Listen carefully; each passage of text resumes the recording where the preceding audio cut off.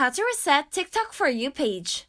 Hi, I'm Grace, and for today's video, I will show you how to reset TikTok For You page.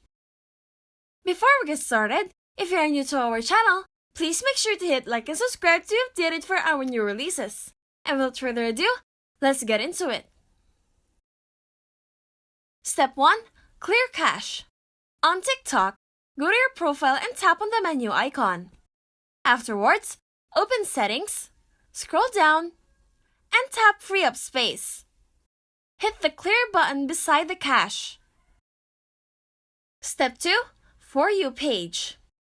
On the home page, you will see videos lined up on your For You page or FYP. From there, you can tap and hold on videos you don't like and select Not Interested to lessen those kinds of videos from your feed. If you want to see more of a kind of video on your FYP though, make sure to tap the heart icon. And that's it! That is how you reset TikTok For You page. We hope this video is helpful, and if it did help you, make sure to smash that like button and hit subscribe to our channel for more helpful videos. If you have any questions or topics you would like us to cover, please make sure to leave it in the comment section down below. Thank you for watching!